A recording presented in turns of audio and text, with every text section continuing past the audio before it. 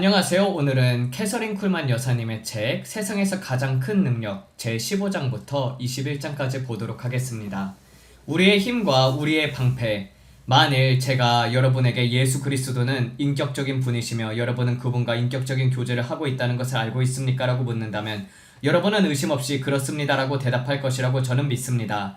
그렇다면 하나님 아버지에 대해 같은 질문을 한다면 여러분은 아마도 예수님과 더 가까운 친밀함을 느끼기 때문에 하나님 아버지께서도 인격적인 분이시라는 사실에 조금 덜 확신을 가지고 대답할지도 모릅니다. 마지막으로 제가 여러분에게 성령님은 인격적인 분이시며 여러분은 성령님과 인격적인 관계와 친밀한 교제 가운데 있다는 것을 알고 있습니까? 라고 묻는다면 아마 여러분은 이렇게 대답할 것입니다. 저는 성령님과 인격적인 교제를 한다는 것을 진정으로 의식해 본 적이 없습니다. 오히려 여러분이 저에게 이렇게 되물을 수도 있습니다. 어떻게 하면은 성령님과 인격적인 교제와 친밀한 사귐을 가질 수 있습니까? 우선 성경의 여러 구절을 살펴보고 성령님이 분명히 인격적인 분이심을 확인해 봅시다. 다음으로 성령님의 하나님이심을 살펴보겠습니다. 우리는 자신에게 실제적인 인격이 아닌 존재와는 교제를 나눌 수 없다는 것을 알고 있습니다. 그러므로 먼저 하나님의 말씀을 통해 성령님이 인격적인 분이시며 또한 하나님이심을 증명해야 합니다. 우리는 일반적으로 인격적인 요소를 세 가지 영역으로 나눕니다. 지성, 감정, 의지. 지성을 통해 사람은 알고 생각하며 이해할 수 있습니다. 이것이 제가 제 자신이 인격이라는 것을 아는 이유입니다. 여러분도 지성을 가지고 있기 때문에 인격입니다. 그 다음에는 감정의 능력에 있어서 사람은 느끼고 사랑할 수 있습니다. 마지막으로 의지가 있어서 사람은 행동하고 결정을 내릴 수 있습니다. 여러분이 생각할 수 있고 사랑할 수 있고 자신의 의지를 행동으로 옮길 수 있기 때문에 여러분이 인격이라는 것을 증명할 수 있습니다. 그리고 하나님의 말씀을 통해 성령님께서도 이러한 능력을 가지고 계심을 본다면 우리는 성령님이 인격적인 분이라는 것에 결론을 내릴 수밖에 없습니다. 고린도전서 2장 10절과 11절에서는 성령님께서 지성을 가지신 분이라는 사실을 보여주는 사례로 볼 수 있습니다. 우리는 성령에 대해 다음과 같이 읽습니다. 오직 하나님의 성령으로 이것을 우리에게 보이셨으니 성령은 모든 것 곧 하나님의 깊은 것까지도 통달하시느니라. 사람의 일을 사람 속에 있는 영 외에는 누가 알리요? 이와 같이 하나님의 일도 하나님의 영 외에는 아무도 알지 못하느니라. 바울은 여기서 하나님의 영 곧 성령께서 아시며 또한 지성을 가지고 계신다고 말합니다. 그러면 성령께서는 무엇을 아십니까? 그분은 하나님의 깊은 것들, 아버지 안에 있는 모든 것, 그리고 아버지 안에 있는 모든 심적 진리를 알고 계십니다. 이러한 모든 것은 성령에 의해 이해되고 알려집니다. 성령께서는 아시기 때문에 하나님에 관한 것을 우리에게 계시하실 수 있습니다. 또한 아버지의 깊은 비밀들도 우리에게 나타내실 수 있습니다. 제가 여러분에게 들을 수 있는 것은 제가 직접 경험한 것 이상일 수 없습니다. 사람은 자신이 알지 못하는 것을 다른 사람에게 가르칠 수 없습니다. 훌륭한 교사가 되기 위해 첫 번째 조건 중 하나는 자신이 가르치는 내용을 잘 알고 있어야 한다는 것입니다. 그러므로 성령께서 그리스도에 관한 것들을 가르칠 수 있고 아버지와 아들에 관한 것을 계시할 수 있다는 것은 그분이 하나님의 일들을 알고 계시기 때문입니다. 성령께서는 지성을 소유하고 계시기 때문에 아십니다. 이는 능력의 참된 인격을 갖추어야 할 필수적인 요소 가운데 하나입니다. 이제 에베소서 4장 30절을 보겠습니다. 여기서는 성령님의 감정적인 능력을 보여주는 단서를 발견하게 됩니다. 하나님의 성령을 근심하게 하지 말라. 그 안에서 너희가 구원의 날까지 인치심을 받았느니라. 이제 금심이라는 것은 감정은 사랑할 수 있는 능력의 표현이며 사랑이 상처를 받을 수 있으려면 먼저 사랑할 수 있는 능력이 있어야 합니다. 성령님께서 근심할 수 있다는 사실은 성령께서 우리의 죄로 인해 상처를 입으실 수 있는 감정적인 능력을 가지고 계시다는 것을 보여줍니다. 이것은 제가 매우 조심스럽게 말하는 부분입니다. 저는 성령님을 근심하게 할까봐 매우 민감합니다. 하나님의 성령을 근심하게 하지 말라. 이 말씀이 저에게 얼마나 큰 의미인지 여러분은 알지 못할 것입니다. 이것은 제가 하나님의 진노를 두려워하기 때문이 아닙니다. 저는 성령님을 사랑하며 그분을 너무나 의지하고 있기 때문에 세상 어떤 것 때문에라도 하나님의 성령을 근심하게 하고 싶지 않습니다. 바울도 이것을 이해했고 그래서 우리에게 이러한 명령을 주었습니다. 그는 성령께서 감정을 가지신 분이라는 사실을 보여주고 있었던 것입니다. 저는 매일매일 이 놀라운 성령님의 인격에 대해 많은 것을 배우고 있습니다. 저는 성령께서 유머 감각도 있으시다고 믿으시며 그것이 제가 예배를 그렇게 즐거워하는 이유 가운데 하나라고 생각합니다. 성령께서는 눈물을 흘리실 수 있을 뿐만 아니라 웃으실 수도 있고 기뻐하실 수도 있으며 평안을 누리실 수도 있습니다. 만약 여러분이 이러한 모습에 성령님을 알지 못한다면 여러분은 자신이 얼마나 귀한 것을 놓치고 있는지 모르는 것입니다. 이제 고린도전서 12장 11절을 보겠습니다. 사도 바울은 영적인 은사에 대해서 가르치면서 다음과 같이 기록합니다. 이 모든 일을 같은 한 성령이 행하사 그의 뜻대로 각 사람에게 나누어 주시느니라. 바울은 여기서 영적인 은사의 분배가 하나님의 성령의 의지적인 행동의 결과라고 말합니다. 바울은 분명히 성령께 의지가 있음을 인정하고 있습니다. 이 세 구절을 살펴보면 성령님께서는 아실 수 있도록 지성을 가지고 계시고 사랑할 수 있도록 감정을 가지고 계시며 사랑을 받으실 수 있기 때문에 그 사랑에 죄로 인해 상처를 받을 수 있다는 사실도 알게 됩니다. 마지막으로 성령께서는 결정을 내리고 그것으로 행동으로 옮길 수 있는 의지도 가지고 계십니다. 그러므로 우리는 성령님께서 단순한 영향력이 아니라고 말합니다. 성령님께서는 하나님으로부터 흘러나오는 어떤 힘도 아니며 하나님의 인격의 단순한 나타난 현상도 아닙니다. 성령께서는 여러분과 제가 인격적인 것처럼 인격적인 분이십니다. 그리고 지금까지 살펴본 것들이 바로 그분의 인격성을 증명하는 증거입니다. 이제 우리는 다시 성령님을 인격이 아닌 다른 어떤 것으로 생각해서는 안 됩니다. 저는 이제 매우 중요한 사실을 기초 위에 놓았습니다. 여러분은 한 사람이며 또한 인류의 일부입니다. 여러분은 세 가지 적, 곧 세상, 육체, 그리고 마귀와 싸우고 있습니다.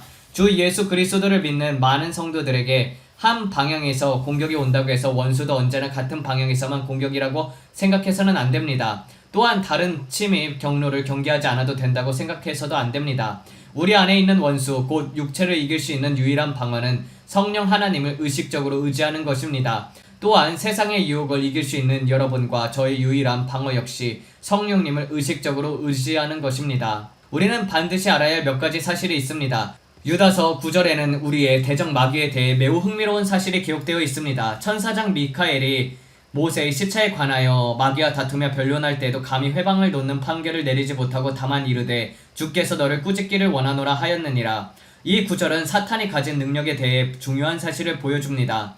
저는 여러분과 제가 사탄의 능력을 항상 충분히 인식하고 있다고 생각하지 않습니다. 사탄의 능력보다 더 큰 능력은 단 하나뿐이며 그것은 하나님의 능력입니다. 천사장 미가엘도 자신의 힘만으로는 사탄과 맞서 논쟁할 수 없었습니다. 그는 모세의 시신을 차지하려는 사탄을 물리치기 위해 하나님의 능력을 의지해야 했습니다. 만일 천사장조차도 자신의 힘만으로 사탄을 대적할 수 없다면 우리가 어떻게 우리 자신의 힘으로 그를 대적할 수 있겠습니까? 사탄은 초자연적인 능력을 가지고 있습니다. 그것은 인간이 가진 능력을 뛰어넘는 힘입니다. 그는 보이지 않는 대적입니다. 그는 우리 앞에 눈에 보이는 모습으로 나타나지 않습니다. 우리의 대적은 육체와 피를 가진 사람의 모습으로 나타나지 않습니다. 사도 바울은 이렇게 기록했습니다. 우리의 씨름은 혈과 육을 상대하는 것이 아니요 만일 우리가 다른 사람과 싸우고 있다면 우리는 상대방의 약점을 알 수 있을 것입니다. 그러나 우리는 통치자들과 권세자들과 이 어두운 세상의 주관자들과 하늘에 있는 악한 영들을 상대로 싸우고 있습니다. 바울은 사탄에게 그가 우두머리인 조직적인 체계가 있으며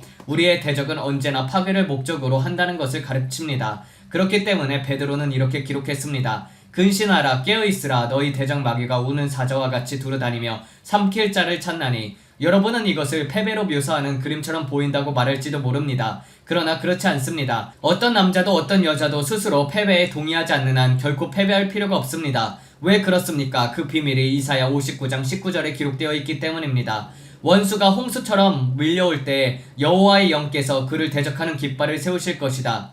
곧 사탄 우리의 대적 마귀가 홍수처럼 밀려올 때 이것은 성령께서 인격적인 분이시라는 분명한 증거입니다. 우리는 삼위일체의 세 번째 위격인 성령의 능력과 인격을 알아야 합니다. 성령님께서는 단순히 우리를 위해 싸우는 어떤 영향력 이상의 존재이십니다. 그분은 어떤 신비로운 힘도 아닙니다. 그분은 인격적인 성령님이십니다. 그러므로 우리는 결코 패배할 필요가 없습니다. 원수가 홍수처럼 밀려올 때 여호와의 영, 곧 성령께서 그를 대적하는 깃발을 세우실 것입니다. 이제 여러분은 왜 제가 그토록 성령님을 굳게 신뢰하는지 이해하실 것입니다. 성령님은 저의 방패이시며 저의 힘이 되십니다. 그러므로 그분은 여러분의 방패와 여러분의 힘이 되어 주시기 위해서도 언제나 준비되어 계십니다. 제16장 성령님을 통한 승리. 세상에서는 오직 두 가지 세력이 있습니다. 악한 세력과 의의 세력입니다. 그리고 하나님과 사탄과 사이에 거대한 전쟁이 여러 세대에 걸쳐서 계속되어 왔습니다. 한 번은 제가 젊은 사람들 앞에서 말씀을 전하고 있을 때 이런 질문을 받은 적이 있습니다. 하나님은 왜 마귀를 만드셨습니까? 저는 이렇게 대답했습니다. 하나님은 결코 마귀를 창조하지 않으셨습니다. 설명해 드리겠습니다. 이사야 14장을 보면은 루시퍼는 한때 하나님께서 창조하신 존재들 가운데 가장 아름답고 가장 지혜로운 존재 중 하나였습니다. 여러분도 알다시피 천사들은 창조된 존재입니다. 하나님께서 사람을 창조하시기 전에 수많은 천사들을 창조하셨습니다. 그리고 천사들을 창조하실 때 미카엘, 가브리엘, 루시퍼 이 세 천사에게 다른 천사들보다 더 큰 권세를 주셨습니다. 루시퍼는 하나님의 말씀에서 계명성 새벽의 아들이라 불리며 하나님께서 창조하신 천사의 3분의 1을 다스리는 권세를 받았습니다. 그러던 어느 날 그는 하나님의 권세와 능력과 예배를 시기하게 되었습니다. 그는 말했습니다. 내가 지극히 높으신 이와 같아지리라. 그리고 하나님을 왕좌에서 끌어내리기 위해 하늘로 올라가려고 했습니다. 따라서 성경에 기록된 최초의 죄는 시기와 탐욕의 죄였습니다. 그 후에 어떤 일이 일어났습니다. 하나님께서는 진노 가운데 루시퍼를 땅으로 내쫓으셨습니다. 그러나 그의 능력을 빼앗지는 않으셨습니다. 다만 그를 육체가 없는 영적인 존재가 되게 하셨습니다. 저는 왜 하나님께서 루시퍼의 능력을 거두지 않으셨는지 종종 궁금했습니다. 그러나 분명한 것은 하나님께서 그의 능력을 거두지 않으셨다는 것입니다. 그러므로 우리의 대적은 하급 존재도 아니며 약한 존재도 아닙니다. 우리의 대적은 사탄, 곧 마귀는 자기 영역 안에서 권세를 가진 통치자입니다. 사탄보다 더 큰 능력을 가지신 분은 오직 한 분이신 바로 하나님이십니다. 마귀와 맞서는 일은 결코 가벼운 일이 아닙니다. 사탄과 그의 능력에 대해 말하는 것을 또한 가벼운 일도 아닙니다. 고린도후서 4장 4절에서는 사탄을 이 세상을 지배하는 신이라고 부릅니다. 그 중에 이 세상의 신이 믿지 아니하는 자들의 마음을 혼미하게 하여 그리스도의 영광의 복음의 광채가 비치지 못하게 하였느니라. 그리스도는 하나님의 형상이니라. 여러분의 가족이나 이웃 혹은 친구 가운데 왜 어떤 사람들은 영적인 것들을 보지 못하는지 궁금했던 적이 있습니까? 여기에 그 답이 있습니다. 이 세상의 신이 믿지 아니하는 자들의 마음을 혼미하게 하였느니라. 사탄은 여러분이나 어떤 사람도 하나님을 믿지 못하게 만들려고 합니다. 그러므로 그는 실제로 믿지 않는 사람들의 마음을 눈멀게 할 수 있는 능력을 가지고 있습니다. 그 결과 하나님의 형상이신 그리스도의 영광스러운 복음의 빛이 그들에게 비치지 못하게 되는 것입니다. 사탄은 정부에서 뿐만 아니라 종교 영역에서도 높은 위치에 차지하고 있습니다. 그는 전능하신 하나님께 드려져야 할 경배를 자신이 받으려고 주장합니다. 또 거짓된 종교체계의 속임수를 통해서 사람들로 하여금 자신을 경배하게 합니다. 사실 그는 여러분이 종교적이길 원합니다. 그러나 종교적인 사람과 거듭난 그리스도인 사이에는 엄청난 차이가 있습니다. 사탄을 따르는 사람들이 반드시 무신론자가 되거나 종교의 적이 되는 것이 아니라는 사실은 매우 중요합니다.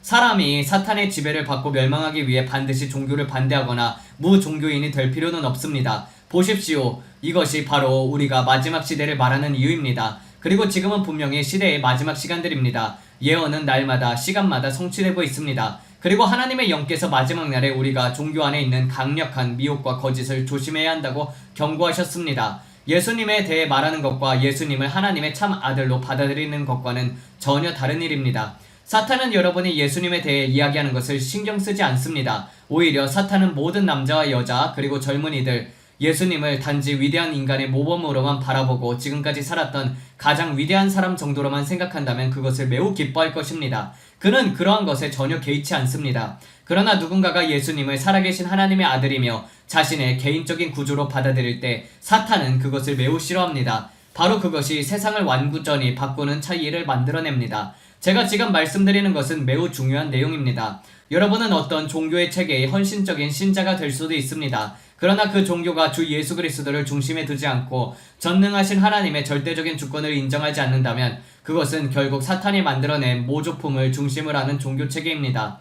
그러므로 사탄은 참으로 이 세상의 신이라고 불릴 수 있습니다. 그는 언제나 속임승을 통해서 일합니다. 예수님께서는 말씀하셨습니다. 사탄은 거짓말쟁이이며 거짓의 아비이다. 그러므로 사탄은 결코 진리를 따라 행동하지 않습니다. 그에게는 진리라는 것이 존재하지 않습니다. 그의 본성 자체가 속임수이며 오늘날 세상은 엄청난 기만으로 가득 차 있습니다. 기억하십시오. 주 예수 그리스도는 길이요 진리요 생명이십니다. 진리는 한 인격 안에 있으며 그 인격은 곧 하나님의 아들이신 예수 그리스도입니다. 진리는 진리이신 예수 그리스도를 통하여 하나님으로부터 사람에게 계시가 됩니다. 사탄은 하나님의 영역과는 완전히 다른 영역에서 활동합니다. 하나님께서는 언제나 진리 가운데 역사하시지만 사탄은 진리의 반대편 곧 거짓과 속임수의 영역에서 활동합니다. 사탄은 거짓말쟁이입니다. 사탄은 사람을 속이는 자입니다. 바울도 사탄이 사람의 마음을 눈멀게 함으로써 역사한다고 말합니다. 마음은 진리를 받아들이고 그것을 이해하는 기능입니다. 그러므로 사탄이 거짓말을 성공시키려면 먼저 사람들의 분별력을 어둡게 만들어 자신의 속임수를 알아차리지 못하게 해야 합니다. 만약 여러분이 그가 진리를 속이는 자라는 사실을 알고 있다면 여러분은 경계할 것입니다. 그러므로 그는 먼저 자신이 위대한 속이는 자라는 사실조차 깨닫지 못하도록 사람들의 마음을 눈멀게 해야 합니다. 그래서 사람들을 속이기 위해서 먼저 자신을 빛의 천사로 가정합니다. 그렇게 하여 실제로는 거짓을 말하면서도 진리를 전하는 것처럼 보이게 합니다. 이 사실은 요한계시록 20장 2에서 3절에서도 확인이 됩니다. 거기에는 천사가 용을 잡으니 곧 옛뱀이요 마귀요 사탄이라 잡아서 1000년 동안 결박하여 무저갱에 던져놓고 잠그고 그 위에 임봉하여 다시는 만국을 미혹하지 못하게 하였다 라고 기록되어 있습니다. 이 세상에서 사탄의 활동을 가장 특징 짓는 것은 그가 민족들을 미혹한다는 사실입니다. 그리고 지금 이 순간에도 인류를 계속해서 미혹하고 있습니다. 그의 사역은 기만과 진리에 대한 영적인 눈먼입니다. 예수 그리스도는 진리이십니다. 오늘날 나라들과 지도자들 사이에 존재하는 영적인 눈먼은 참으로 심각합니다. 수많은 사람들이 공중권세를 잡은 자를 따랐고 그의 체계에서 노예가 되어 그의 기만이 그들의 철학이 돼버렸습니다. 오늘날 세상의 분위기 자체가 엄청난 속임수로 가득 차 있습니다. 이 거대한 기만에 둘러싸인 사람들의 마음은 자신들의 생각과 육체 위에 역사하는 원수의 엄청난 능력을 깨닫지 못합니다. 원수는 결코 진리를 행하지 않습니다. 그는 언제나 위대한 속이는 자입니다. 에베소서 6장 11절에서도 사도 바울은 이 사실을 가리키면서 이렇게 말합니다. 마귀의 관계를 능히 대적하기 위하여 하나님의 전신갑주를 입으라. 바울은 자신이 무엇을 말하고 있는지 분명히 알고 있었습니다. 그는 마귀와 맞서 싸웠고 사탄과 여러 번 직접 대면했습니다. 그리고 이 위대한 계시는 성령께서 바울에게 주신 것이었습니다.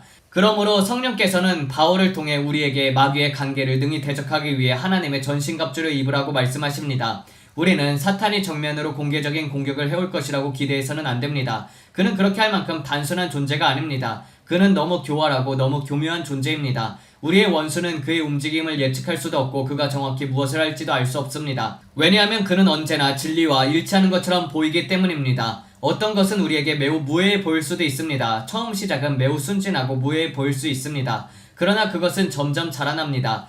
마약에 덫에 걸렸던 젊은 사람들을 물어보십시오. 그들은 모두 처음에는 아주 사소하고 무해한 것에서 시작되었다고 인정할 것입니다. 지금 제 말을 잘 들으십시오. 원수는 속임수와 기만으로 다스리는 적입니다. 그는 육체와 피를 가진 사람의 모습으로 우리를 공격하지 않습니다. 그래서 사도 바울도 이렇게 말했습니다. 우리의 씨름은 혈과 육을 상대하는 것이 아니요 만일 우리가 다른 사람과 싸우고 있다면 우리는 상대방의 약점을 알 수도 있을 것이고 따라서 어디를 공격해야 할지도 알 수 있을 것입니다. 그러나 친구여, 여러분에게는 좋은 소식이 있습니다. 모든 남자와 모든 여자에게는 아직도 승리가 있습니다. 여러분은 단지 그 승리를 받아들이기만 하면 됩니다. 그 승리는 살아계신 하나님의 아들 예수 그리스도 안에서 발견됩니다. 바로 그렇기 때문에 여러분과 저는 하나님의 능력을 필요로 합니다. 사탄의 능력보다 더 크신 분은 오직 한 분, 그리고 오직 한 능력이기 때문입니다. 그 능력은 성령을 통하여 역사하시는 주 예수 그리스도의 능력입니다. 여러분이 그리스도를 자신의 구주로 영접하였다면 여러분은 단 한 번도 패배할 필요가 없습니다. 왜냐하면 여러분과 저는 우리를 사랑하신 이로 말미암아 넉넉히 이기는 이라라고 되어 있기 때문입니다. 제17장 성령의 인치심, 거듭남. 때때로 저는 많은 그리스도인들이 그리스도의 몸 안에 신자가 차지하는 위치를 정말로 충분히 이해하고 있는지 의문이 듭니다. 사실 저는 제 자신조차도 그리스도 예수 안에서 제게 주어진 모든 유업이 무엇인지 그것을 정말 충분히 깨닫고 이해하고 있는지 스스로에게 질문해 본 적이 있습니다. 이러한 생각을 가지고 에베소서 1장 3절부터 14절까지 함께 살펴보도록 하겠습니다. 우리는 주 예수 그리스도의 하나님 곧 아버지를 찬송하리로다. 그리스도 안에서 하늘에 속한 모든 신령한 복을 우리에게 주시되 곧 창세전에 그리스도 안에서 우리를 택하사 우리로 사랑 안에서 그 앞에 거룩하게 하시고 흠이 없게 하시려고 했으며 그 기쁘신 뜻대로 우리를 예정하사 예수 그리스도로 말미암아 자기의 아들들이 되게 하셨으니 이는 그가 사랑하는 자 안에서 우리에게 거저 주시는 그의 은혜의 영광을 찬송하게 하려는 것이라. 우리는 그리스도 안에서 예수 그리스도의 보혈로 말미암아 속량 곧 죄사함을 받았으니 이는 그의 은혜의 풍성함을 따라 된 것이니라. 그 은혜를 우리에게 모든 지혜와 총명으로 넘치게 하사 그 뜻 비밀을 우리에게 알리셨으니 곧 그의 기뻐하심을 따라 그리스도 안에서 미리 계획하신 것이라. 하늘에 있는 것이나 땅에 있는 것이나 다 그리스도 안에서 통일되게 하려 하심이라. 모든 것을 자기의 뜻대로 결정대로 이루시는 이의 계획을 따라 우리가 예정함을 입어 기업을 얻었으니 이는 우리가 그리스도 안에서 먼저 소망을 둔 자들로서 그의 영광이 찬송이 되게 하려 하심이라. 그 안에서 너희도 진리의 말씀 곧 너희의 구원의 복음을 듣고 또한 그 안에서 믿어 약속의 성령으로 인치심을 받았으니 이는 우리 기업의 보증이 되사 그 얻으신 것을 속량하시고 그의 영광을 찬송하게 하려 하심이라. 아마 여러분은 여러 번 이 말씀을 읽어보셨을 것입니다. 그러나 성경의 이 부분에서 그 안에서 또한 믿은 후에 약속의 성령으로 인치심을 받았다는 말씀을 읽을 때마다 성령으로 인치심을 받는다는 것이 실제로 무엇을 의미하는지 충분히 깨닫거나 이해하지 못할 수도 있습니다. 이 말씀에는 예정되었다는 단어가 여러 번 등장합니다. 성경은 매우 분명하게 가르칩니다. 첫 번째 아담부터 장차 올 마지막 사람에 이르기까지 모든 인간은 태초부터 하나님의 마음속에서 하나님의 계획 가운데 그리고 하나님의 마음속에서 그분의 상속자이며 독생자의 공동 상속자가 되도록 예정되어 있었습니다. 다시 말하면 하나님의 생각 속에서는 모든 인간이 거듭나도록 예정되어 있었다는 것입니다. 그러나 모든 사람이 그리스도인은 아닙니다. 모든 사람이 거듭난 것도 아닙니다. 성경은 분명히 이렇게 말씀하고 있습니다. 주께서는 아무도 멸망하지 않고 다 회개하기를 원하시느니라. 하나님께서는 어떤 사람도 멸망하기를 원하지 않으셨습니다. 하나님께서는 여러분이 죄인이 되기를 원하신 적도 없습니다. 하나님께서는 여러분이 지옥에 가기를 원하신 적도 결코 없습니다. 지옥은 인간을 위해 만들어진 곳이 아닙니다. 지옥은 타락한 천사들을 위해 준비된 곳이며 인류를 위해 만들어진 곳이 아닙니다. 그러나 잘 보십시오. 사람은 자유로운 도덕적인 의지를 가지고 창조되었습니다. 저는 지금 하고 있는 말을 하거나 지금 하고 있는 일을 하도록 강요받지 않았습니다. 세상에는 제가 선택할 수 있었던 다른 직업들이 많이 있었습니다. 그러나 하나님께서는 제가 스스로 선택할 수 있었던 거의 모든 일이 지금 하고 있는 일보다 더 쉬웠을 것이라는 사실도 알고 계십니다. 그러나 저는 제 자신의 선택으로 이 길을 걷고 있습니다. 그렇습니다. 저는 제 선택으로 지금의 삶을 살고 있습니다. 저는 제 선택으로 그리스도인이 되었습니다. 아무도 저를 강제로 그리스도인으로 만들지 않았습니다. 제 아버지도 제 어머니도 저를 강요하지 않았습니다. 어떠한 권력도 저를 억지로 그리스도인이 되게 하지 않았습니다. 어떤 누구도 저에게 그리스도를 나의 개인적인 구주로 선택하도록 강요받지 않았으며 그리스도인으로 살아가도록 강요하지도 않았습니다. 저는 자유로운 도덕적 의지와 제 자신의 의지를 가지고 태어났습니다. 그 의지는 세상 어느 누구의 의지와도 다른 독립된 의지이며 심지어 하나님의 의지와도 구별되는 제 자신의 의지입니다. 예수님께서도 이 땅에 사람으로 오셨을 때는 비록 하나님이셨지만 동시에 완전한 사람이셨기 때문에 아버지의 뜻과 구별되는 자신의 의지를 가지고 계셨습니다. 그리고 마침내 제가 선택해야 할 날이 왔습니다. 저는 그리스도인이 되기로 선택했습니다. 그날은 미주리주 콘고디아에 있는 작은 감리교회에서 예배를 드리던 주일 아침이었습니다.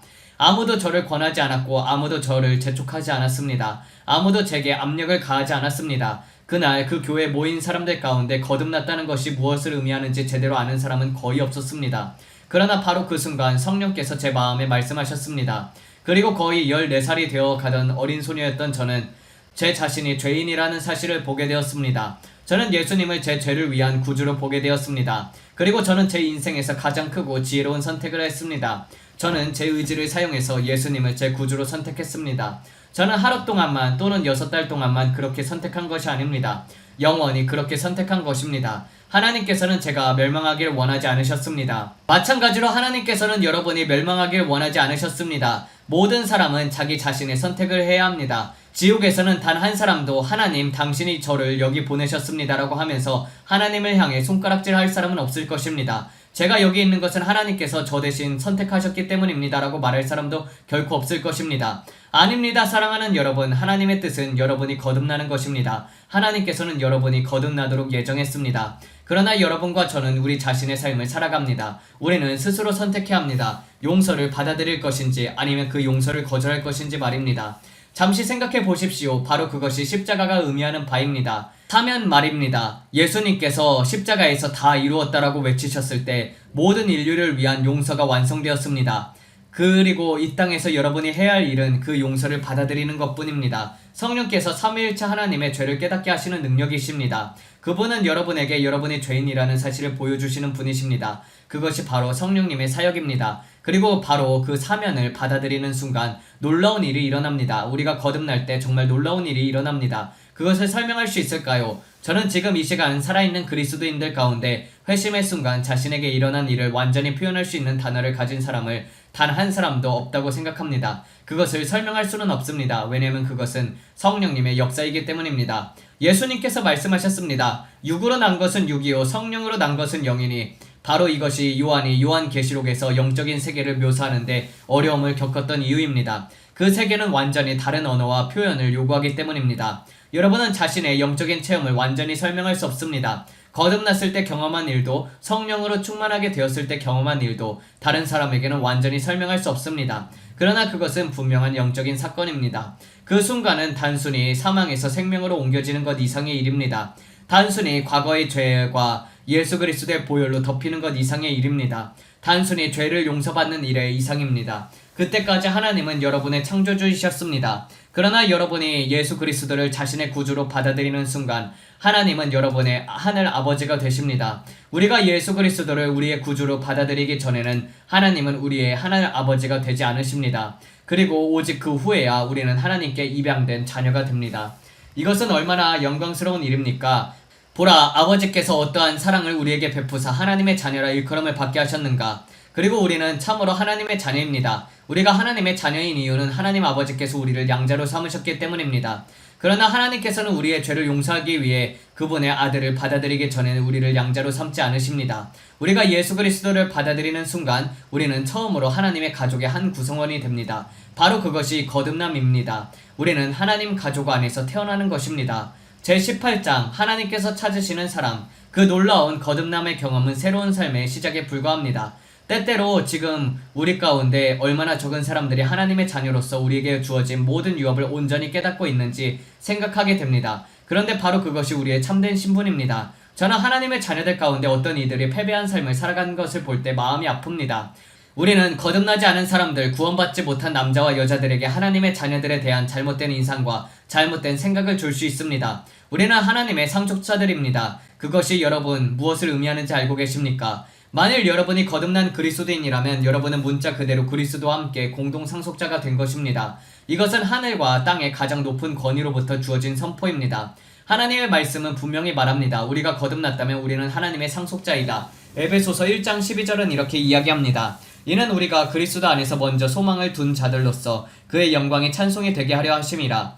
우리는 믿음에 대해 자주 말하며 그분을 향한 우리의 믿음을 많이 이야기합니다. 그러나 하나님은 아버지께서 예수 그리스도를 우리의 구원을 위해 보내셨을 때 그보다 더 큰 믿음은 없었습니다. 먼저 하나님께서 그분을 신뢰하셨습니다. 그것은 믿음의 참된 본보기이며 하나님께서는 우리에게 그 본을 보여주셨습니다. 이어서 13절과 14절은 이렇게 말합니다. 그 안에서 너희도 진리의 말씀 곧 너희의 구원의 복음을 듣고 또한 그 안에서 믿어 약속의 성령으로 인치심을 받았으니 이는 우리 기업의 보증이 되사 그 얻으신 것을 속량하시고 그의 영광을 찬송하게 하려 하심이라. 이제 우리는 믿은 후에 받는 이 놀라운 성령의 인치심에 주목하려고 합니다. 우선 예수님께서 십자가에서 이루신 일을 믿음으로 받아들이는 곧 사면을 받아들이는 사건이 있어야 합니다. 그 순간 하나님 아버지께서는 여러분의 하늘 아버지가 되십니다. 그리고 제가 그때 여러 번 말씀드렸던 또 다른 일이 일어나게 됩니다. 나는 하나님의 영께서 여러분의 영과 함께 여러분이 사망에서 생명으로 옮겨졌다는 것을 증언해 주시길 기도합니다. 이것이 무엇을 의미합니까? 바로 여러분이 그리스도를 자신의 구주로 받아들이는 순간 삼위일체의 새 위격이 모두 역사한다는 것입니다. 예수님께서 죄사함을 위해 이루신 일을 받아들이는 순간, 그분을 자신의 구주로 영접하는 순간 창조주 하나님께서는 여러분의 하늘 아버지가 되십니다.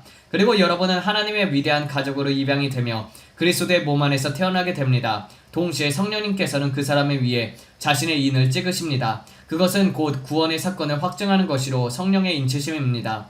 믿은 후에 약속의 성령으로 인치심을 받았다. 성경이 성령께서 우리의 영과 함께 증언하신다라고 말하는 것이 바로 이것입니다. 우리는 어떻게 자신이 거듭났다는 것을 압니까? 우리는 그것을 완전히 설명할 수 없습니다. 우리의 언어에는 그 경험이 정확하게 표현할 단어가 없기 때문입니다. 바로 이것이 회의론자와 불신자가 이해하지 못하는 이유입니다.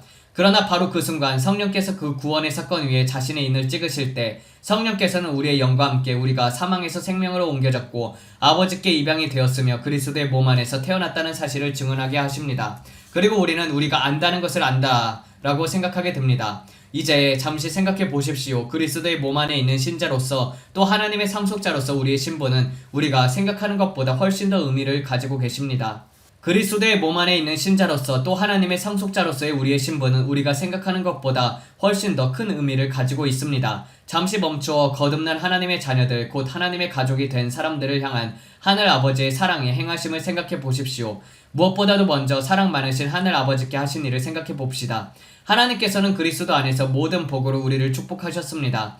그리고 저는 종종 여러분과 제가 하나님께서 축복하시는 방식으로 복을 받는다는 사실을 우리가 과연 온전히 깨닫고 있는지 생각하게 됩니다. 우리는 때때로 너무나도 독립적이며 너무 자기의 힘을 의지합니다. 그리고 자기의 충족감에 도취될 때 우리는 스스로를 심각한 어려움 속에 빠뜨리게 됩니다. 자기 자신의 지혜를 의지하다가 가장 어리석은 문제에 빠지는 사람들이 있습니다. 그것은 마치 스스로 자신을 축복하려고 하는 것과 같습니다. 그러나 여러분과 저는 하나님께서 축복하실 때에만 복을 받습니다. 하나님께서 그리스도 안에 모든 복으로 우리를 축복하셨으며 그분의 축복 안에서 우리는 세상에서 가장 부유한 사람들입니다.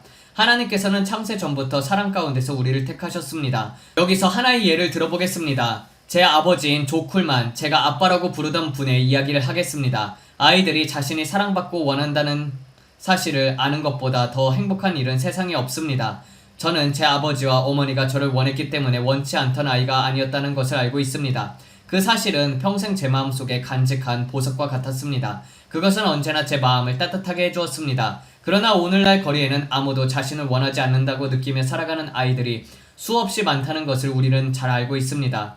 하지만 하나님의 자녀는 모두 하나님께서 원하셨던 사람들입니다. 하나님께서는 영원 전부터 사랑 안에서 우리를 택하셨습니다. 비록 여러분이 육신의 부모에게는 원치 않는 아이였을 수도 있지만 여러분이 세상의 빛을 보기 전부터 여러분을 원하셨던 하늘 아버지가 계십니다. 세상의 기초가 놓이기 전부터 여러분은 하나님께 사랑을 받았고 하나님께서는 원하셨습니다. 하나님께서는 자신의 기쁘신 뜻을 따라 우리를 하나님의 자녀가 되도록 예정하셨으며 풍성한 은혜로 우리를 넉넉하게 부유하게 하셨습니다.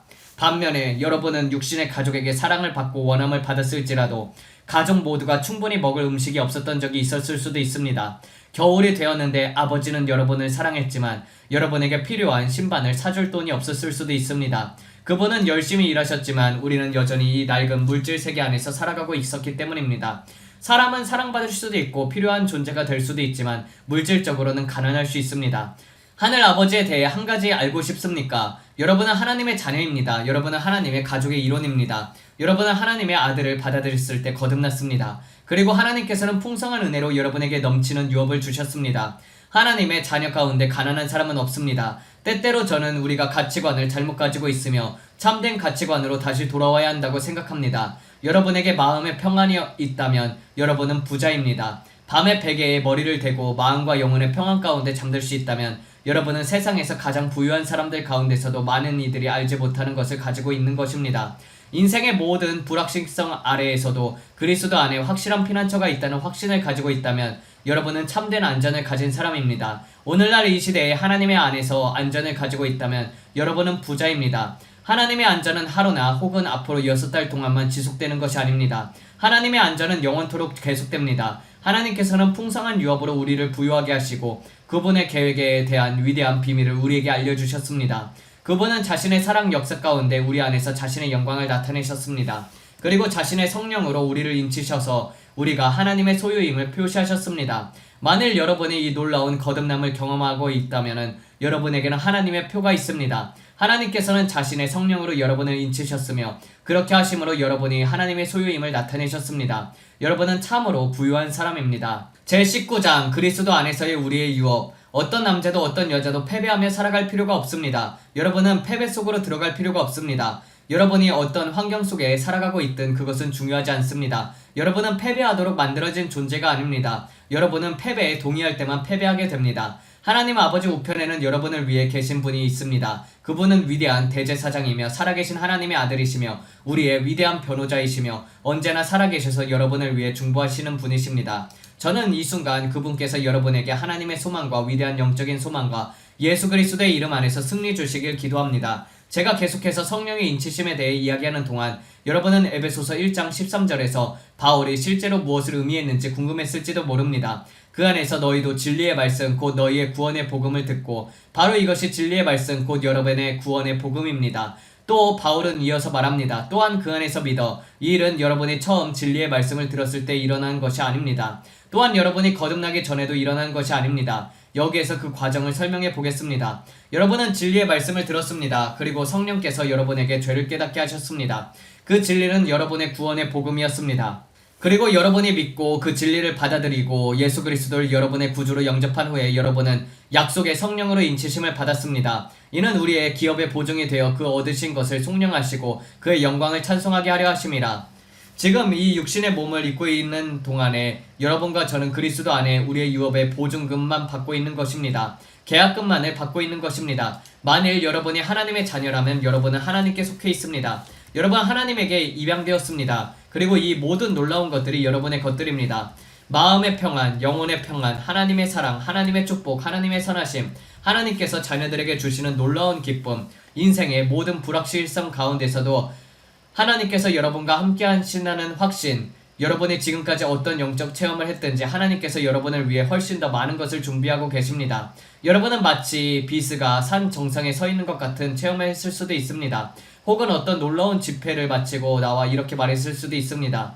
주님 이제 그만해주세요. 더 이상 감당할 수 없습니다. 너무나도 놀랍습니다. 그러나 여러분이 어떤 체험을 했든 또 지금 무엇을 경험하고 있든지 여러분이 지금까지 받은 것은 계약금, 보증에 불과합니다. 우리의 구속은 우리가 하나님의 영광스러운 임재 앞에 서게 되고 이 썩을 몸이 썩지 않을 몸을 입게 될 때까지 완성하지 않습니다. 우리는 아직 이 썩어질 육체를 가지고 있는 동안에 어떻게 완전함을 말할 수 있겠습니까? 이 몸에는 아직 고통이 있습니다. 아직도 고난이 있고 아직도 노쇠함이 있습니다. 이 삶에는 문제들도 있고 마음 아픔도 있으며 눈물이 있습니다. 그러므로 지금은 아직 최종적인 상태가 아닙니다.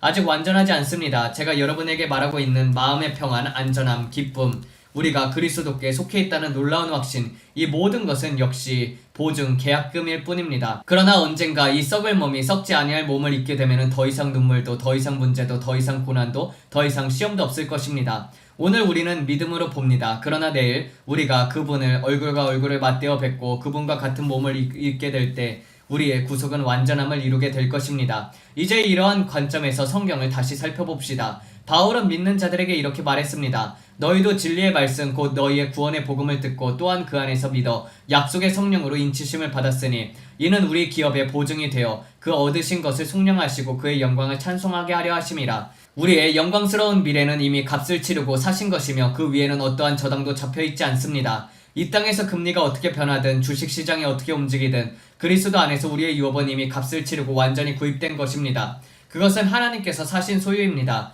그러므로 어떤 그리스도인도 패배한 삶을 살아갈 필요가 없습니다. 여러분이 지금까지 거지처럼 살아왔고 거지처럼 행동했으며 거지처럼 느끼며 살아왔다면 아마 여러분은 자신이 누구인지를 아직 모르는 것입니다. 여러분은 부유한 사람입니다. 여러분이 거듭났다면 하나님은 여러분의 하늘 아버지이십니다. 여러분은 하나님께 입양되었습니다. 그리고 성령께서는 그 구원의 사건 위에 자신의 인을 찍으셨습니다. 여러분은 약속된 성령으로 인치심을 받았습니다. 그러므로 성령께서는 여러분의 영과 함께 여러분이 사망에서 생명으로 옮겨졌음을 증언하십니다. 이 사실들을 다시 마음에 새길 수 있도록 한 가지를 덧붙이겠습니다. 여러분에게는 하나님의 아버지, 하나님의 아들, 성령 하나님이 계십니다. 그리고 세 분 모두는 하나님의 양자가 된 여러분을 위해 각기 구별되는 고유한 사역을 하십니다. 기억하십시오. 하나님 아버지는 모든 축복의 근원이시며 모든 선하시고 완전한 은사를 주시는 분이십니다. 예수 그리스도는 모든 것이 우리에게 전달되는 통로이십니다. 또한 우리가 영원한 생명을 얻는 통로이십니다. 항상 그리고 언제나 예수님은 하나님께서 모든 것을 우리에게 주시는 통로이십니다. 그러니 기억하십시오. 하나님 아버지는 모든 축복의 근원이시며 모든 선하고 완전하신 은사를 주시는 분이십니다. 이제 우리는 삼위일체의 능력이신 성령님에 대해서 생각해 봅시다. 그렇습니다. 아버지께서 모든 축복의 근원이시라는 것은 여러분도 알고 있었을 것입니다. 예수님께서는 우리를 위해 모든 것을 가능하게 하셨습니다. 그러나 그 능력을 실제로 역사하게 하시는 분은 성령님이십니다. 바로 그렇기 때문에 기적 집회에서 사람들이 자기 자리에 앉아있는 동안 병이 고침을 받습니다. 여러분은 제가 손을 얹어줄 필요가 없습니다. 성령께서 임하시면은 삼위일체 하나님의 능력, 곧 성령의 임재 자체가 그분의 임재 가운데 앉아있는 병든 몸을 치유하십니다. 바로 그것이 성령님의 능력이십니다. 이제 한 가지를 기억하십시오. 믿는 사람만이 약속된 성령으로 인치심을 받습니다. 하나님께서 우리를 자신의 소유로 삼으셨습니다. 우리는 하나님의 양자이시며 하나님의 자녀로서 모든 특권과 유업을 받을 권리를 가지고 있습니다.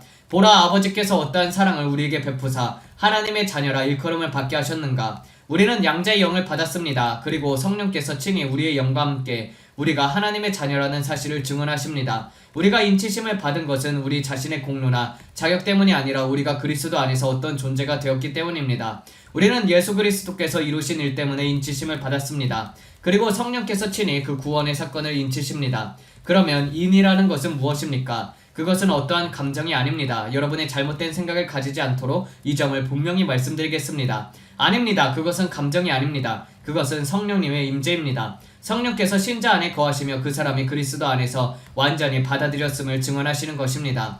요한일서 4장 17절에서 사도 요한은 이렇게 말하십니다. 주께서 그러하신 것 같이 우리도 이 세상에서 그러하느니라. 우리는 하나님의 상속자이며 그리스도 예수와 함께 공동 상속자입니다. 마지막으로 다시 한번 여러분에게 권면합니다. 여러분이 누구에게 속한 사람인지 결코 잊지 마십시오.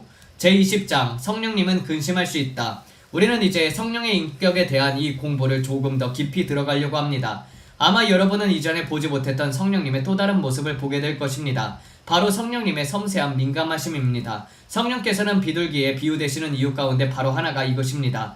비둘기는 모든 새 가운데 가장 온유한 새입니다. 우리가 성령님의 강하심과 삼위일체 하나님의 위대한 능력을 보면서 그분께서 우리를 보호하신다는 사실을 깨닫는 것은 참으로 놀라운 일입니다. 그리고 여러분과 제가 성령님과 교제하면서 그 놀라운 친교를 누릴 수 있다는 사실을 깨닫게 되면은 그것은 우리의 이해를 뛰어넘는 일입니다. 또한 우리는 성령께서 영적인 것들을 가르치시는 위대한 스승이시며 모든 진리를 계시하는 분이라는 사실도 알게 됩니다. 그러나 저는 여러분이 성령님의 인격에는 또 다른 면이 있다는 것을 알길 바랍니다. 그분은 근심할 수 있는 분이십니다. 이와 관련된 성경 말씀이 있습니다. 그러나 하나님의 말씀을 문맥에서 떼어내어 해석해서는 안 되므로 먼저 에베소서 4장 1절에서 2절을 시작하겠습니다. 그러므로 주 안에서 갇힌 내가 너희를 권하노니 너희가 부르심을 받은 일에 합당하게 행하여 모든 겸손과 온유로 하고 오래 참음으로 사람 가운데서 서로 용납하고. 저는 여기에서 잠시 멈추고 싶습니다. 왜냐면 이러한 성령의 열매가 오늘 많은 그리스도인들의 삶과 교회 안에서 너무나도 부족하기 때문입니다. 성령 충만하다고 고백하는 사람들 가운데서도 시기의 죄는 자주 나타납니다. 오늘날 많은 사람들은 온유가 무엇인지조차도 알지 못합니다. 그리스도인들의 가장 위대한 덕목 가운데 하나인 겸손도 부족합니다. 그리고 우리는 사방에서 영적인 편협함만 많이 볼 뿐 겸손과 온유와 오래 참음과 사랑은 너무나도 적게 봅니다. 다음 구절인 에베소서 4장 3절을 읽어봅시다. 평안에 매는 줄로 성령의 하나가 되신 것을 힘써 지키라. 이 말씀은 거듭난다는 것이 무엇을 의미하는지를 보여줍니다. 거듭난다는 것은 예수 그리스도의 발자취를 따르는 것이며 자기 십자가를 지고 그분을 따르는 것을 의미합니다. 예수님께 십자가가 있었고 그 십자가에서 죽으심이 있었던 것처럼 거듭난 모든 사람에게도 십자가가 있습니다. 우리가 겸손과 온유와 오래 참음의 영으로 그분을 따르려면 자아가 반드시 죽어야 합니다. 우리는 사람 가운데 서로 용납하며 평안에 매는 줄로 성령께서 이루신 하나됨을 참써 지켜봐야 합니다. 에베소서 4장 4절에서 5절은 이렇게 말씀합니다. 몸도 하나요 성령도 한 분이시니 너희가 부르심의 한 소망 안에서 부르심을 받은 것과 같이 주도 한 분이시요 믿음도 하나요 세례도 하나니. 여러분은 이렇게 질문할 수 있습니다. 참된 교회는 어디에 있습니까? 세상에는 수천 개의 교단과 조직이 있으며 어떤 도시에서는 거의 모든 거리마다 교회를 발견할 수 있습니다. 그러나 그것은 조직입니다. 오직 주 예수 그리스도만이 내 교회라고 말할 수 있습니다. 우리가 다른 그리스도인들과 교제할 수 있는 이러한 조직들이 있는 것은 참으로 좋은 일입니다. 그러나 참된 교회는 그리스도의 몸입니다. 우리는 그분의 몸 안에서 다시 태어나며 그분의 교회 안으로 태어납니다. 이제 바울이 5절에서 말하는 세례가 무엇인지 살펴보겠습니다. 이것은 고린도전서 12장 12절 13절에서 말하는 동일한 세례입니다. 기억하십시오. 성경 말씀을 문맥에서 떼어내서 교리를 만들어내서는 안 됩니다. 여기서 바울이 말하는 세례가 무엇인지 그 답이 나옵니다. 몸은 하나인데 많은 지체가 있고 몸은 지체가 많으나 한 몸인 것과 같이 그리스도도 그러하시느니라. 우리가 유대인이든 헬라인이든 종이든 자유인이든 다 한 성령으로 세례를 받아 한 몸이 되고 또 다른 한 성령을 마시게 하셨느니라. 이것이 바로 에베소서 4장에서 말하는 동일한 세례이며 동일한 그리스도의 몸입니다. 에베소서 4장 5절에서 6절은 계속해서 말씀하십니다. 주도 한 분이시요 믿음도 한 분이시요 세례도 하나요 하나님도 한 분이시니 곧 만유의 아버지이시라. 만유 위에 계시고 만유를 통일하시고 만유 가운데 계시도다. 이제 이 메시지에서 시작해서 언급했던 에베소서 4장 26절에서 32절을 살펴보겠습니다. 분을 대어도 죄를 짓지 말며 해가 지도록 분을 품지 말며 마귀에게 틈을 주지 말라. 도둑질하는 자는 다시 도둑질하지 말고 돌이켜 가난한 자에게 나눠줄 것이 있도록 자기 손으로 선한 일을 하라. 무릇 더러운 말은 너희 입 밖에도 꺼내지 말고 오직 덕을 세우는 데 소용되는 대로 선한 말을 하여 듣는 자들에게 은혜를 끼치라. 하나님의 성령을 근심하게 하지 말라. 그 안에서 너희가 구원의 날까지 인치심을 받았느니라. 모든 악독과 노함과 분냄과 떠드는 것과 비방하는 것을 모두 악의와 함께 버리고 서로 친절하게 하며 불쌍하게 하며 서로 용서하기를 하나님 그리스도 안에서 너희를 용서하신 것 같이 하라. 성경은 우리에게 성령을 근심하지 말라라고 경고합니다. 그렇다면 사람은 어떻게 성령을 근심하게 할 수 있을까요? 성령께서는 삼위일체 하나님의 전능하신 능력이시지만 동시에 매우 민감한 분이시며 쉽게 근심할 수 있다는 사실을 기억하십시오. 이 놀라우신 인격이 악독으로 분노로 화를 내는 것으로 악한 말로 근심할 수 있다는 것에는 의심의 여지가 없습니다. 다시 말하면 온유와 오래 참음과 사랑 가운데 서로 용납하는 것과 평안을 매는 줄로 성령께서 이루신 것이 하나가 됨을 힘써 지키는 삶과 반대되는 모든 것들은 성령을 근심하게 합니다. 이 모든 것에 반하는 것은 무엇이든 성령을 근심하게 만듭니다. 저는 여전히 여러분이 무엇을 고백하느냐 또는 과거에 어떤 영적인 체험을 했느냐가 가장 중요한 것이 아니라고 말합니다. 만일 여러분 안에 용서하지 않는 마음이 있다면, 악의가 있다면, 악한 혀가 있다면, 마음속에 시기가 있다면, 누군가를 향한 원한을 품고 있다면, 남을 험담한다면, 거짓말한다면 성령께서는 여러분 안에 거하지 않으실 것입니다. 그분은 그렇게 할 수 없습니다. 왜냐면 이러한 것들은 성령님의 선풍과 정반대가 되기 때문입니다. 이러한 상태에서는 성령께서 여러분의 몸을 자신의 성전으로 삼으실 수 없습니다. 왜 그렇습니까? 왜냐면 이러한 것들은 죄이며 성령님을 근심하게 하기 때문입니다. 성령께서는 죄와 함께 한 그릇 안에 거하시려고 하지 않습니다. 이제 여기에서 성령님에 관한 중요한 사실을 보게 됩니다. 많은 사람들은 용서받을 수 없는 죄, 곧 성령 회방죄에 대해서 큰 관심을 가지고 계십니다. 성경은 이것을 이 세상에서도 오는 세상에서도 용서받지 못하는 유일한 죄라고 말합니다. 이 죄에 대해서는 여러 가지 견해가 있습니다. 그러나 이 말씀 역시 문맥 속에서 이해합니다.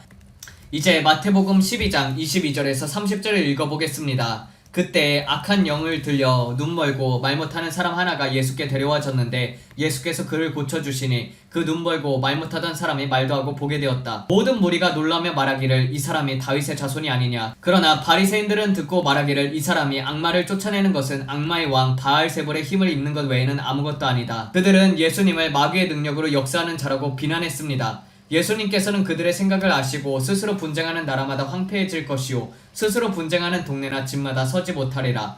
만일 사탄이 사탄을 쫓아내면 스스로 분쟁하는 것이니 그의 나라가 어떻게 서겠느냐. 또 내가 바알세불을 힘입어 악마를 쫓아낸다면 너희 자손은 누구를 힘입어 악마를 쫓아내겠느냐.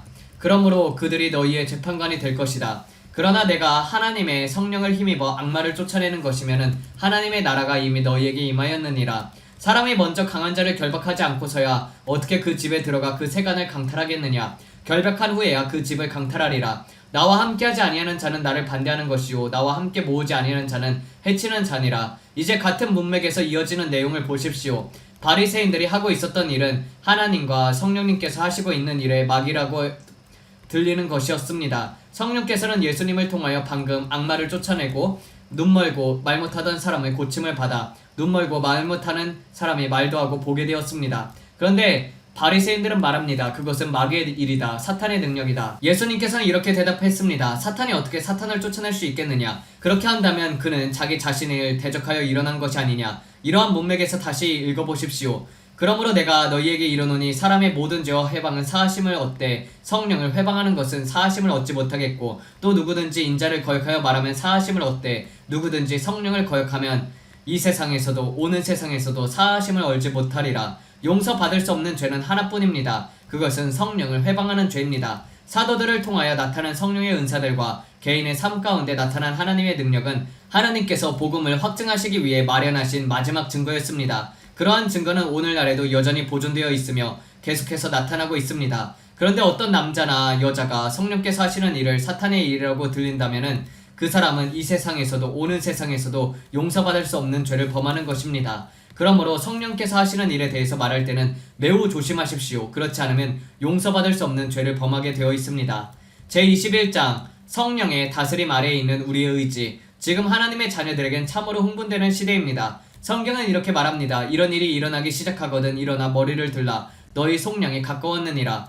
지금은 성령의 열매들과 은사들이 다시 교회 안에서 회복되고 있는 시대입니다. 성령의 역사라는 면에서 볼 때 지금은 위대한 회복의 시대입니다. 믿지 않는 사람들에게는 세상이 점점 더 어두워지고 있습니다. 시간이 지날수록 더욱더 어두워지고 있습니다. 그러나 우리의 미래는 너무나도 밝고 영광스럽습니다. 우리의 구속이 가까이 왔습니다. 그리고 기억하십시오. 우리가 하나님의 자녀이며 그리스도와 함께 공동 상속자로서 구속은 우리가 그분의 얼굴과 얼굴을 맞대어 뵙기 전까지는 완전히 이루어지지 않습니다. 지금은 문자 그대로 수천 명의 사람들이 성령으로 충만함을 받고 있는 시대입니다. 우리가 성령 세례라고 부르는 그 놀라운 체험을 받고 있는 시대 말입니다.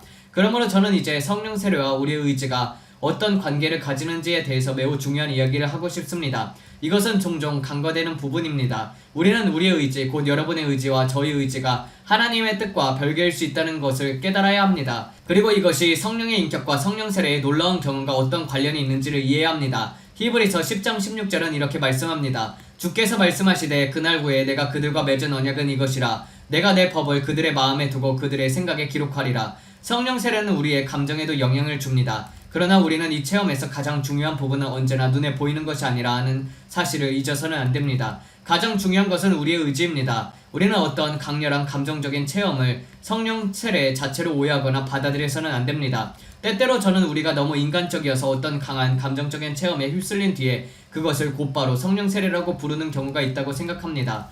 나무에서 가장 중요한 부분은 바로 뿌리입니다. 이 말에 반대할 사람은 아무도 없을 것입니다. 마찬가지로 우리의 영적인 삶에서 가장 중요한 부분은 사람의 눈으로 보이지 않는 부분입니다. 제 삶에서 가장 중요한 부분은 바로 제 의지입니다. 여러분의 삶에서 가장 중요한 부분도 여러분의 의지입니다. 여러분의 영적인 체험, 하나님과의 관계, 예수 그리스도와의 관계, 성령님과의 관계, 가장 중요한 것은 여러분의 의지입니다. 우리는 종종 의지에 대해서는 이야기하거나 토론하기를 좋아하지 않습니다. 그러나 우리가 진심으로 그러나 내 뜻대로 마시옵고 아버지의 뜻대로 하옵소서라고 말할 수 있는 자리에 이르게 되면은 아주 소수의 사람들만이 아는 깊은 자리로 들어가게 됩니다. 우리가 하나님의 말씀을 읽고 그 말씀이 실제 삶을 적용하는 것을 주의 깊게 살펴본다면 이 모든 체험에서 가장 중요한 것은 성령께서 우리의 의지를 완전히 다스리는 것이라는 결론에 도달하게 됩니다.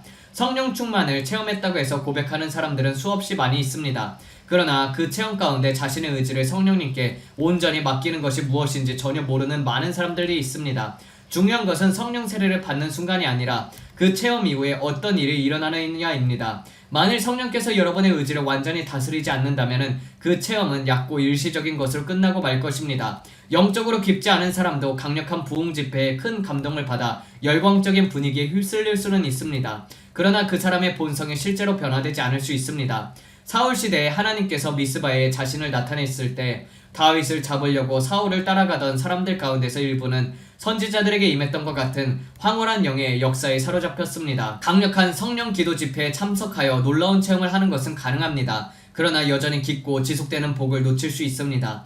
이 지속되는 복은 오직 성령께서 우리의 존재의 가장 깊은 곳까지 들어오셔서 우리의 삶의 뿌리를 변화시킬 때에만 옵니다. 여러분의 생각과 의지는 성령의 절대적인 지배 아래에 있어야 합니다. 그래야만 그 축복이 체험이 계속 유지될 수 있습니다. 이 가르침은 오늘날 매우 실질적이며 반드시 필요한 것입니다. 저는 감정이 크게 고조되는 체험에 대해서 말하는 것이 아닙니다. 저는 여러분의 생각을 사로잡고 변화시키는 체험에 대해서 말하는 것입니다.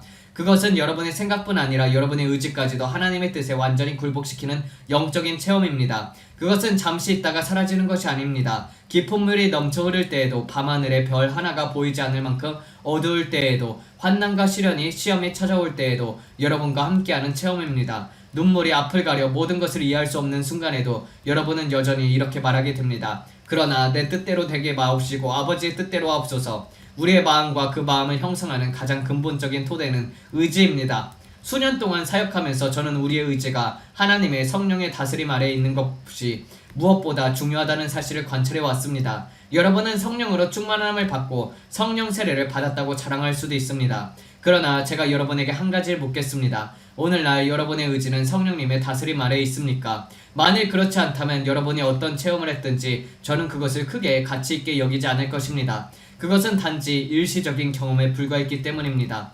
그러나 하나님께 우리의 의지를 다스리도록 내어드린다면 그분은 우리 삶 전체를 자신의 통치 아래에 두실 것입니다. 성령께서 한 사람에게 임하시고 하나님께서 그 사람의 의지를 정복하여 그 삶의 최고의 권세가 되시게 되면은 그때부터 그의 삶 전체가 영원히 그 체험에 영향을 받게 됩니다. 그 이후에는 더 이상 그 사람이 자기의 삶의 최종 결정권자가 아닙니다. 오히려 성령께서 그 삶을 다스리는 분이 되십니다. 성경은 이것을 십자가의 못 박힘이라고 부릅니다. 사람의 의지는 뒤로 물러가고 하나님의 뜻이 그 자리를 대신하게 됩니다. 그때 사람은 비로소 이렇게 말하며 확신할 수 있습니다. 나는 내 생명을 찾았습니다. 왜냐면 내 의지를 하나님의 뜻에 잃어버렸기 때문입니다. 기도하겠습니다. 아버지, 그리스도인의 삶을 산다는 것은 가장 위대한 일이요 세상에서 가장 실제적인 삶입니다. 이것이야말로 참된 삶입니다. 우리가 주님의 법대로 살아가는 법을 배울 수 있다면, 우리 자신에게 정직하고 주님께도 정직할 수 있다면 주님께서 모든 남자와 모든 여자를 위해 행하신 일에 한계가 없을 것입니다. 우리가 얼마나 자주 주님의 우리를 향한 계획을 가로막아 왔는지 모릅니다. 주님의 계획을 어느 순간인가 방해한 적이 없는 그리스도인은 단 한 사람도 없습니다. 저 역시 제 자신의 불완전함 때문에, 소위 작은 죄들 때문에 한 번 이상 그렇게 했음을 압니다. 우리는 작은 흰개미들이 큰 건물을 무너뜨릴 수 있다는 사실을 압니다. 그 작은 흰개미들이 계속 갉아먹다가 결국에는 완전한 파괴에 이르게 됩니다. 이와 마찬가지로 우리의 마음을 갉아먹는 이 작은 죄들이 우리의 삶을 향한 주님의 목적을 무너뜨리고, 주님께서 우리를 위해 예비하셨을 수도 있고 또한 우리를 통해 이루고자 하셨을 수 있었던 것들을 빼앗갑니다. 살아계신 하나님의 아들이신 예수 그리스도의 이름으로 기도합니다. 우리의 삶 속에 있는 모든 죄의 흰개미들을 멸하여 주옵소서. 우리가 우리 자신을 정직하게 바라보고 우리 자신의 죄의 부족함을 고백할 때 그 모든 것에서 우리를 깨끗하게 하여 주시옵소서. 오 주님, 우리의 마음을 살펴주옵소서. 예수님의 이름으로 예수님을 위하여 그 흰개미들을 멸하여 주옵소서. 우리의 시선을 자기 자신에게서 떼어내어 오직 주님께 향하게 하옵소서. 우리에게 영적인 비전을 부어주시옵고 우리 자신에게 벗어나게 하옵소서. 아버지, 이전에 한 번도 경험하지 못했던 주님의 사랑의 새로운 세례와 참된 정직함을 우리에게 허락하여 주옵소서. 무엇보다도 성령께서 우리를 사용할 수 있는 상태로 우리를 지켜주옵소서. 오늘부터 우리의 삶에서 가장 열매 맺는 날들이 시작되게 하옵소서. 시간이 얼마 남지 않았습니다. 우리에게 맡겨진 책임은 매우 큽니다. 우리 가운데 단 한 사람도 주님을 실망시키지 않게 하시고 모든 일에서 세상이 우리 안에 계신 예수님만을 보게 하옵소서. 아멘. 질의응답을 받겠습니다. 교회가 휴거될 때 하나님께서는 성령을 세상에서 거두어 가시는가? 먼저 이 질문에 대해서 한 가지 설명하겠습니다. 우리가 교회의 휴거를 말할 때 그것은 성령께서 이 땅을 떠나시는 때를 말하는 것입니다. 성령께서는 문자 그대로 휴거의 능력, 곧 끌어올리는 능력이십니다. 그때 살아있으며 교회 휴거에 참여하는 사람들은 성령과 함께 올라가게 될 것입니다. 우리는 예수님께서 이 세상을 떠나실 때를 압니다. 감람산에서 예수님은 홀로 떠나셨습니다. 가까이 있던 사람들, 그분이 올라가시는 모습을 직접 본 사람들도 예수님과 함께 떠나지 않았습니다. 그들은 그 자리에 서서 예수님이 떠나시는 모습을 바라보았습니다. 예수님께서는 홀로 떠나셨습니다. 그러나 예수님께서 이 땅을 떠날 때 아버지께로 돌아가신 것처럼 성령께서도 같은 방식으로 떠나실 날이 올 것입니다. 그러나 성령께서 떠나실 때는 홀로 가지 않습니다. 그분은 그리스도의 신부인 교회를 함께 데리고 가십니다. 여러분은 그리스도의 몸 안으로 거듭났고 새 생명을 얻었으며 그리스도 예수 안에서 승리하는 삶을 살고 있는 이 영광스럽고 승리하는 몸의 지체라면 여러분은 그리스도의 신부의 일부입니다. 그러므로 성령께서 이 땅에서 사역을 마치고 떠나실 때 그분은 여러분과 모든 거듭난 성도들을 데리고 함께 떠나실 것입니다. 바로 그것이 실제 교회의 휴거입니다. 주 예수 그리스도를 이미 알고 있었던 사람도 성령께서 이 땅에 떠나신 후에 구원을 받을 수 있는가? 예수님께서는 떠나시기 전에 성령께서 이 땅에서 행하실 위대한 사역을 분명히 말씀했습니다. 그가 오시면 죄에 대하여, 의에 대하여, 심판에 대하여 세상을 책망하시리라. 죄에 대하여 함은 그들이 나를 믿지 아니하며, 의에 대하여 함은 내가 아버지께로 가니 너희가 다시 나를 보지 못하며, 심판에 대하여라 함은 이 세상 임금이 심판을 받았음이라. 다시 말해 성령께서는 죄를 깨닫게 하시는 위대한 책망의 능력이십니다. 여러분이 지금까지 어떤 죄책감이나 양심의 가책을 느껴본 적이 있다면 그것은 성령께서 여러분을 책망하셨기 때문입니다. 그 책망의 능력을 기억하십니까? 그때 여러분은 무슨 일이 일어나고 있는지 완전히 알지 못했을 수도 있습니다. 그러나 밤새 뒤척이면서 잠을 이루지 못했습니다. 그것은 성령께서 여러분의 마음에 말하고 계셨기 때문입니다. 여러분은 자신이 죄인이며 거듭나야 한다는 사실을 처음 깨달았던 순간을 기억하십니까? 그건 역시 성령이 책망하시는 능력이 여러분에게 보여주신 것입니다. 그러나 성령께서 이 땅에서 떠나시면은 사람은 더 이상 그분이 책망하는 능력을 경험하지 못하게 될 것입니다. 성령께서 떠나신 이후 이 땅에 7년 대환란 동안에서 구원받는 사람들이 있을 것인가? 제 대답은 분명히 그렇습니다. 앞서서 말씀드렸다시피 그때는 더 이상 성령께서 사람들에게 죄를 깨닫게 하시는 사역은 없을 것입니다. 그러나 사람들은 하나님의 말씀을 아는 지식을 통하여 구원을 받을 수 있게 될 것입니다. 저는 하나님의 말씀에 관한 30분의 녹음 테이프를 수백 개나 준비해 두었습니다. 그 테이프들 안에 가능한 한 많은 하나님의 말씀을 담으려고 노력했습니다. 왜 그렇게 했는지 궁금하실 것입니다. 그 이유는 매우 단순합니다. 교회가 휴거되고 제가 떠나고 하나님의 모든 자녀들이 이 땅에서 들려 올라간 뒤에도 하나님의 말씀이 계속 전파될 수 있도록 하기 위함입니다. 지금은 제 말을 듣지 않았고 하나님의 말씀에 전혀 관심이 없었던 많은 남자와 여자들이 그때에는 그 말씀을 듣게 될 것입니다. 그들은 그 말씀을 기꺼이 들으려고 할 것입니다. 그날이 오면은 사람들은 지금 제가 말하고 있는 이 모든 것이 사실이라는 것을 알게 될 것입니다.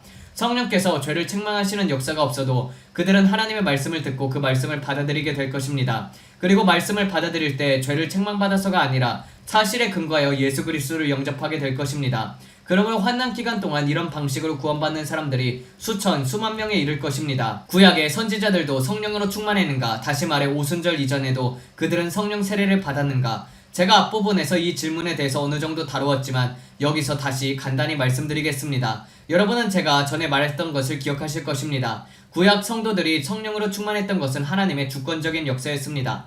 성령께서 모든 구약의 성도들에게 주어진 선물은 아니었습니다. 오늘날 성령으로 충만해지는 것은 예수님께서 자신의 교회에 남겨주신 선물입니다. 거듭난 모든 신자가 성령으로 충만하게 되는 것은 우리 하늘 아버지의 뜻이며 살아계신 하나님의 아들의 완전한 계획입니다. 이것이 바로 주님의 뜻이며 주님의 선물이며 교회에 주실 수 있는 가장 큰 위대한 선물입니다. 그러므로 구약의 선지자들이 성령으로 충만했던 것은 하나님께서 그들에게 주신 특별한 특권이었습니다. 그러나 오늘 이 시대에서는 교회의 모든 지체가 성령으로 충만해야 하는 것이 하나님의 계획의 일부며 모든 성도에게 주어진 선물입니다. 예수님께서는 병을 하나님께 직접 고치셨는가? 아니면 성령을 통해 고치셨는가? 여러분, 아주 분명하게 말씀드리겠습니다. 하나님은 언제나 최고의 주권자이시며 하늘과 땅의 모든 권세를 가지신 분이십니다. 그분은 전능하신 하나님이시며 모든 것은 그분에게서 나옵니다. 그분은 위대한 공급자이며 전능하신 하나님이십니다.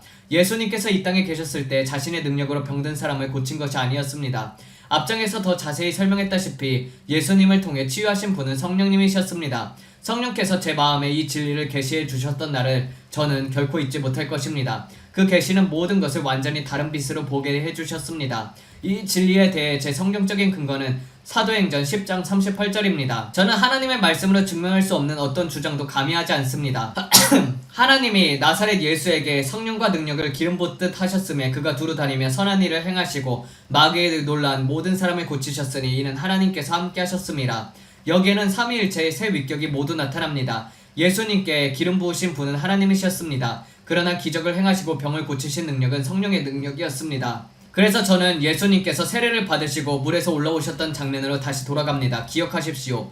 예수님은 하나님이셨지만 동시에 완전한 사람이기도 했습니다. 그분은 육신으로 오셨으며 말 그대로 하나님께서 육신을 입고 오신 분이셨습니다. 그러나 예수님께서 세례받는 장면에서는 삼위일체의 세 위격이 모두 나타났습니다. 하나님께서는 들을 수 있게 말씀했습니다. 이는 내 사랑하는 아들이요 내 기뻐하는 자라. 그리고 바로 그 순간 성령께서 비둘기 같은 형체로 예수님 위에 내려오셔서 사역을 위해 능력을 입히셨습니다. 오늘도 병 고치는 바로 그 성령께서 그 당시에서도 같은 방법으로 예수 그리스도를 통하여 기적을 행하시고 병을 고치셨습니다. 하나님께서는 예수님에게 성령으로 기름을 부으셨습니다. 오늘날에도 병을 고치시는 분은 여전히 성령님이십니다. 하나님께서는 하늘 보좌에 앉아 계십니다. 그분은 모든 선물의 근원이신 최고의 주권자이십니다. 그분의 오른편에는 우리의 위대한 대제사장이며 우리의 변호자이시고 우리를 위해 항상 중보하시는 하나님의 아들 예수 그리스도께서 앉아 계십니다. 그러나 여러분의 가정에서 여러분의 삶 속에서 혹은 어디에서든지 성령께서 초청받으시는 곳에서는 예수님께서 이 땅을 걸으셨던 당시와 동일한 방법으로 역사하십니다. 병을 고치시는 분이 바로 성령님이십니다. 성령의 은사는 초대교회와 함께 사라졌는가? 오늘날에도 성령의 은사를 받을 수 있는가? 이 질문의 첫 번째 부분에 대한 제 대답은 아니오입니다. 두 번째 부분에 대한 제 대답은 예입니다. 초대교회의 성도들을 통하여 나타났던 모든 성령의 은사는 오늘날의 그리스도인들을 위한 것이기도 합니다. 고린도전서 12장을 보면 성령의 은사에는 여러가지 역사가 있으며 성령을 통해 하나님께서 어떤 사람들에게 특정한 은사를 주시는 것을 볼 수 있습니다. 그 은사는 사람이 원하는 대로가 아니라 성령께서 원하는 대로 주어지십니다. 만일 어떤 사람이 실제로 하나 이상의 성령의 은사를 받았다면 그 은사를 받은 사람은 결코 그것을 자랑하지 않을 것입니다. 또한 그것을 광고하거나 과시하지도 않을 것입니다. 왜 그런지 묻는다면 그 사람이 그 능력에 나타내는 분은 자신이 아니라 성령이라는 사실을 알고 있기 때문입니다. 성령께서 육신의 몸을 통하여 자신의 능력을 나타내는 것입니다. 여러분이나 제가 하나님께 드릴 수 있는 것은 오직 순복한 그릇뿐입니다. 우리 하나님께 지혜도 지식도 참된 재능도 드리지 않습니다. 그 모든 것은 본래 자연적인 것들이기 때문입니다. 우리가 하나님께 내어드리는 것은 오직 자신을 내어드리는 그릇입니다. 그러면 하나님께서는 그 흙으로 된 그릇을 자신의 성전으로 사용하시며 성령의 능력이 그 안에서 자신과 자신의 능력을 나타내십니다. 그러므로 주님께 완전히 헌신하여 주님께 쓰임받도록 자신을 내어드린 사람은 하나님께서 자신을 특별한 은사를 주셨다는 사실도 알게 됩니다. 그러나 그는 그것을 자랑하지 않을 것입니다. 왜냐하면 그리스도인들 가운데 가장 위대한 덕목 가운데 하나는 겸손이기 때문입니다.